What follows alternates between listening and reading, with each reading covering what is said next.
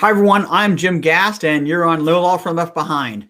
And right now on the internet, someone is looking at your website, someone is looking at your Facebook page, and they're trying to decide whether they're going to pick up the phone and call you or some other attorney.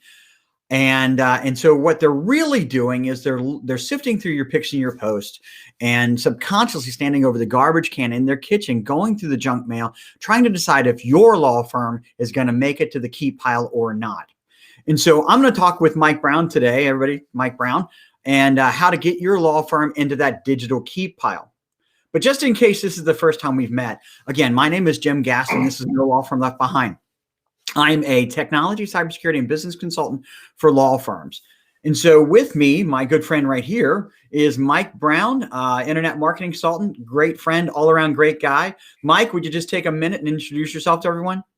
Yeah, I'm Mike Brown, and in Cincinnati, Ohio, and I have worked with law firms for over 21 years now, and I help law firms with their digital marketing for the past 12, 13 years, and really my goal and my passion is just like yours, Jim, which is to make sure that the legal community is as strong as it can be in our area, and also make sure that consumers, people find the right lawyer for what they need.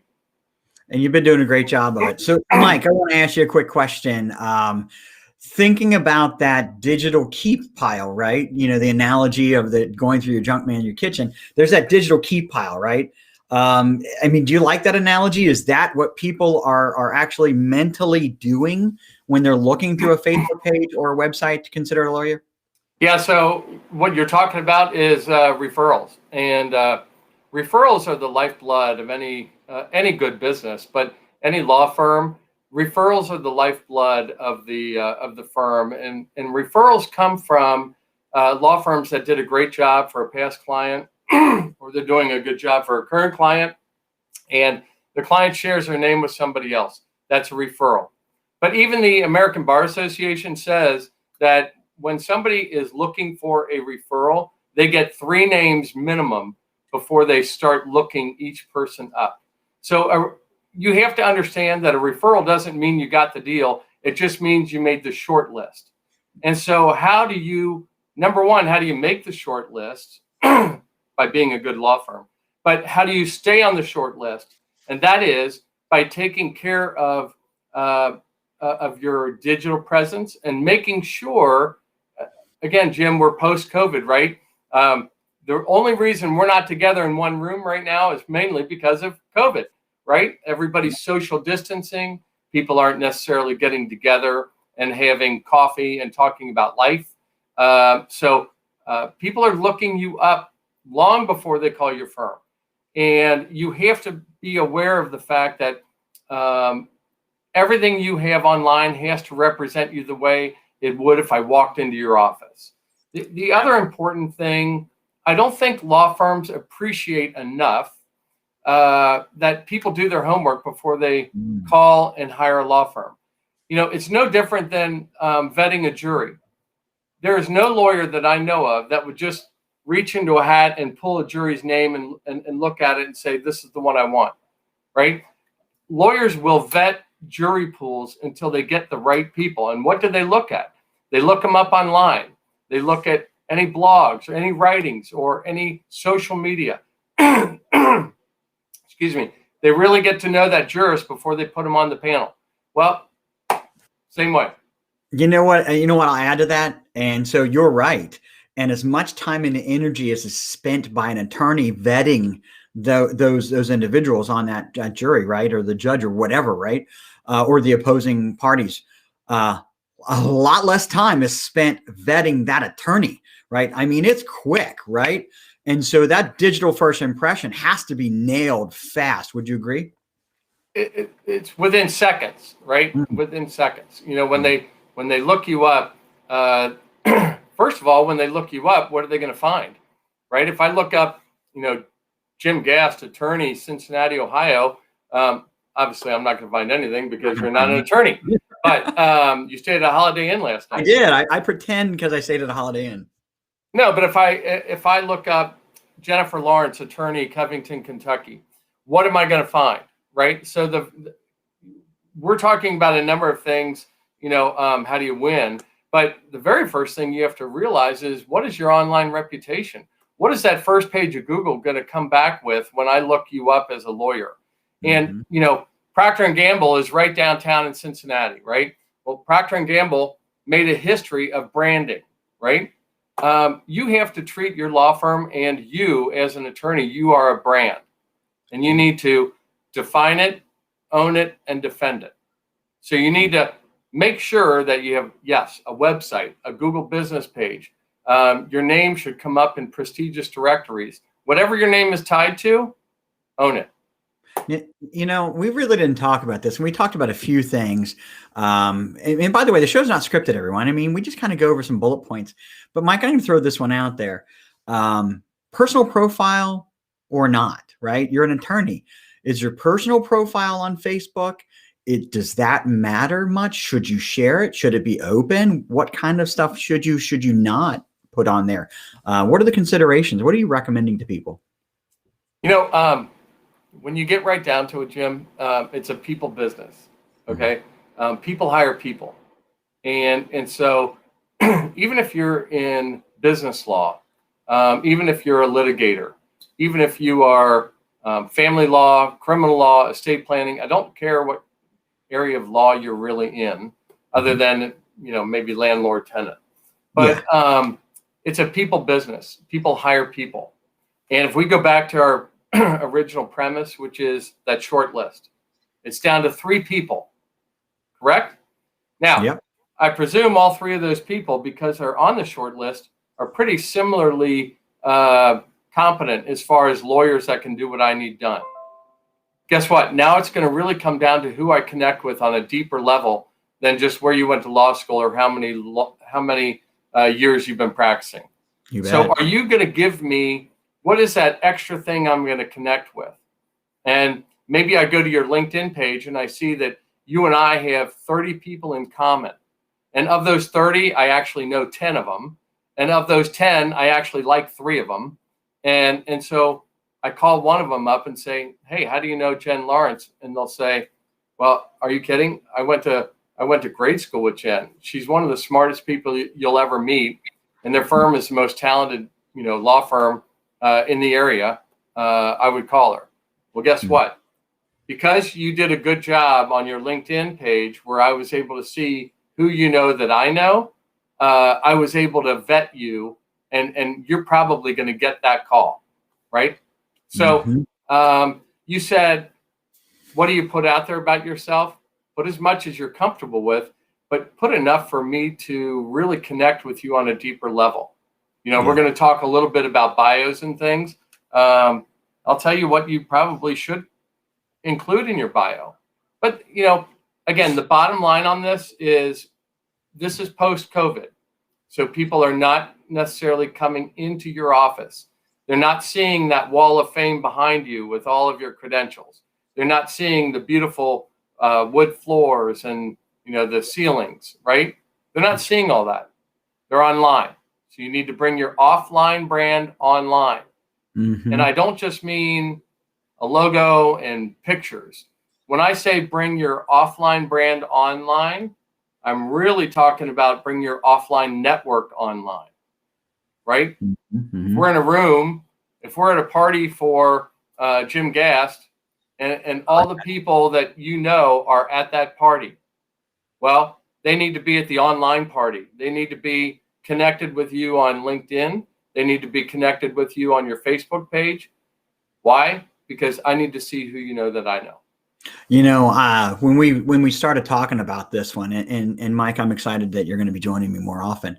When we started talking about this segment on the bio, right, and how important the bio is, I started thinking about my own bio, and I feel like I've made a big faux pas, big mistake on my own bio. I think that bio is written so that when you're reading it, it's not first person. It's like it's a bio, somebody talking about me. Jim Gast is when it should probably be in the first person voice. What's your opinion? I agree with that. There are a lot of attorneys where it's third person. Jim did this and Jim did that versus I this and I that. So that's a personal preference. I think it all depends on the lawyer and what they're comfortable with. But I like the personal a little bit, but that's a personal preference. Read it several ways. And some lawyers will change their bio based on if they're going into a big trial, they might adjust their bio to make it more litigation heavy versus something else. Or they might change their bio to make them look more focused in one area, which pertains to that case that they're about to go to, right? Because you have to also ask yourself who's looking at your bio, right? Yeah. Attorneys, rarely do they look at the data behind their website, right? But the number one page that is looked at on any website beyond the homepage is the attorney bio. It's the number one page that gets looked at. And constantly, when I work with law firms, I will show them the data. I'll show them how many visitors came to the site and what pages they looked at. And they are in awe. I just did this the other day with a lawyer and showed them that they had viewed this lawyer's profile over 80 times last month. And he was curious, like, who's looking? Well, it's prospective people looking to hire the attorney. But also, he was in trial. So juries, judges, they're not supposed to do it, but we all know they do. Opposing counsel, the person on the other side of their case, the actual plaintiff might be looking you up. There's a lot of people that are looking you up and you don't have any idea who they are. So again, I tell people it's a lot like having company. You're having company and you have to make sure the house is ready. Yeah. And so the elements in a bio on the website or on a Facebook page, what is it important to show, this person went to this school, has these magna cum laude, graduated, top did this and, in the bar review or is that stuff as important to a potential client? Does it matter consumer to business client? Yeah, it does. A lot of lawyers look at their bio. A lot of them don't pay attention to their bio. It's amazing when you look at different law firms and some that just, it's out there and you look at their bio and it's just their kind of name, rank, and serial number. It's kind of where they went to law school, how long they've been practicing, and what areas of law they do. And I try to get attorneys to understand, you would never apply for a job with just a resume, right? You would have a cover letter to go with that resume. That tells the person, really a cover letter decides if your resume is actually going to go on to the vetted pile or not, right? People don't look at every resume. They look at a cover letter and decide, is this one I want to go deeper on or not, right? So when you talk about a bio, you need to have, a couple of 3 paragraphs about who you are and what you do and who you do it for. That's paragraph number 1. Paragraph number 2 should be, what are some key achievements you've had in your career while you've been practicing law? And I don't care if you've only practiced 5 years, you've gotten achievements, right? And then the 3rd paragraph, which is often overlooked, but really can't be. The 3rd paragraph is, what do you do when you're not practicing law? Oh, right. Are you raising children? Do you coach soccer? Are you involved in the Karen Wellington Foundation for breast cancer? Are you a runner? Are you a runner? Right. Jim, you're a big runner, and I've seen that in your bio. And I don't go big, Mike, but thank you. No problem. And I'm a runner. I run to the refrigerator all the time. But if I am a runner, then that's going to maybe lead me toward you. I have a client up in Columbus, Ohio, where in their bio, just almost as a throwaway, they said, when I'm not practicing law, I'm a private pilot and I love to fly. And a woman hired this attorney for a pretty big injury case because her husband was a private pilot who had been killed in this accident. So you really never know what people will connect with. But if you put it there, you have a chance to reach somebody on a deeper level. You know, do you want to mention names? We talked yesterday about the bicycle lawyer, right? Don't you love it when a lawyer actually gets that some name like that, the bicycle lawyer? Yeah, you're welcome to mention it if you want to. I love talking about people. Steve Magus. Steve Magus is a well-known attorney that does bicycle law, and he is synonymous with bicycle law in the biking community. Yeah. But when you look him up and you see his passion, like it is his mission. Like he's on a mission to make the biking world safer, you know, and really be an advocate. So there are plenty of attorneys where. How could if you needed a lawyer in that area, and sadly that's a really horrible area to really need somebody, because if you need somebody, it's a bad situation. But would you really want to call anybody else if you knew about him? No. Absolutely not. Only if he couldn't do it, and you're right. Hopefully because he's so busy, right? And hopefully he would guide me to where I would need to go. But the same thing is with, like, in family law. You know, when you look at a family law attorney, like Jack Smith or Stephanie Dietz or Phyllis or Barb, you know, they are deeply involved in the family law, the matrimony area of law, and they're involved in associations, and they chair, you know, certain committees, and you know that they are deeply committed to their area of law, right? So, you know, getting back to the bio though, Jim, one thing that always people often overlook, and they shouldn't, is their picture. The picture on the bio.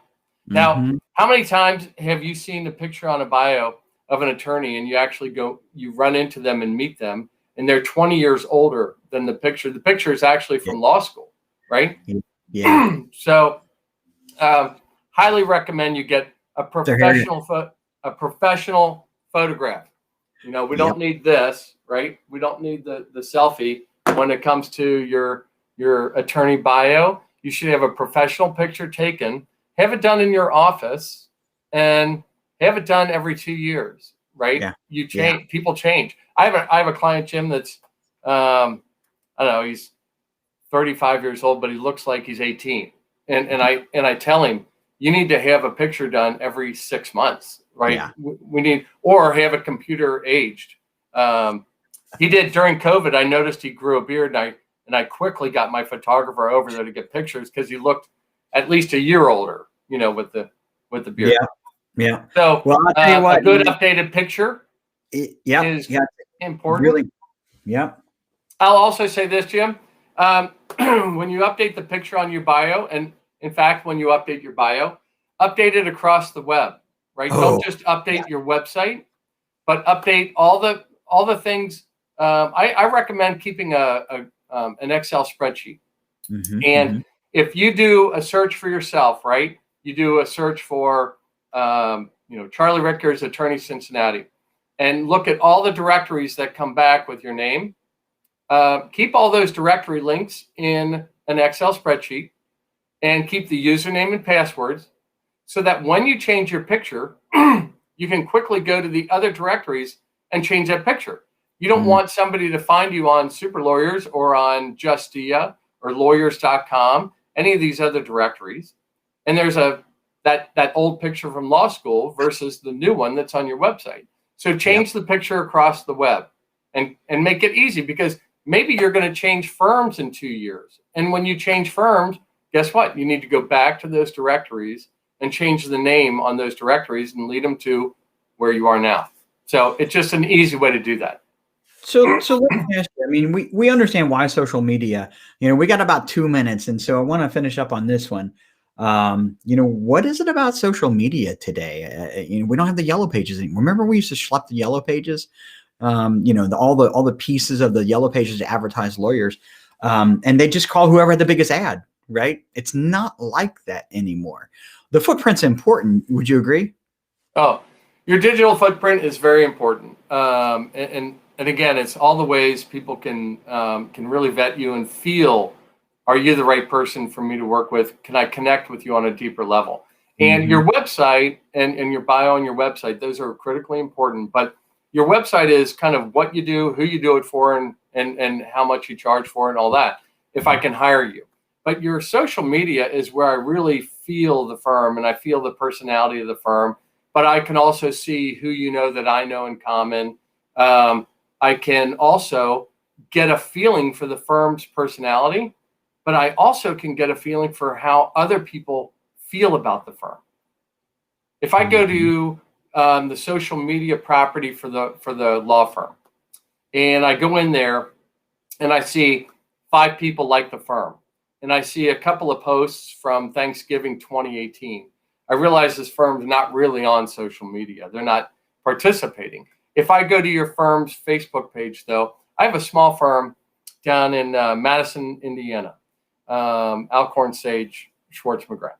And when you go to their Facebook page, right, they are in a town of 30,000 people, but 3,000 people like this firm's Facebook page. Wow. That's 10% of the population. That's amazing. It's incredible. It's amazing. And when you look at their posts are all about the community they serve. It's like the new Bruegger's Deli opened up, right? And they'll offer a $25 gift certificate to Bruegger's Deli if you tell them your favorite bagel sandwich. Or they'll talk about a new pet spa that opened up to, wash your pet. And they get hundreds of people like these pages and hundreds of people that share these posts. It's incredible, the engagement. And you really get the feeling this is a firm that is loved by the community. So you found the right firm. Make sense? Yeah, absolutely. So it really helps you get a feeling about the firm. That's what your social media, that's your opportunity to connect with people on more of a personal level. I think it's important to educate in the law. So David Lefton's really good about putting out great posts about, different things and different information about the law. I use David Lefton all the time as an example of how to do it right. Yeah. All the time. Yeah. Yeah. David Lefton, he takes the topic of estate planning and brings it down to the everyday person. He does. He did a post on when Prince died without a will. And, Prince's value was climbing by millions of dollars a week because of all the downloads. And he had no will. That's amazing. None. So, if you think about that, a guy like that who had, how many hundreds of people worked for Prince and he didn't have a will. And during COVID, people need a will, right? And so David does a good job of communicating that. Well, Mike, this has been fantastic. I really appreciate it. We got to cut out of here because we want to keep the show to 20 minutes. Real quick, if you don't mind, I'm gonna pop us down into a different view, Mike. And if you're not a member of No Law Firm Left Behind, we got a LinkedIn group. And so that's the ugly, unfortunate link that LinkedIn gives us. And hopefully one day they'll change it. But that is the link for LinkedIn, our LinkedIn group for No Law Firm Left Behind.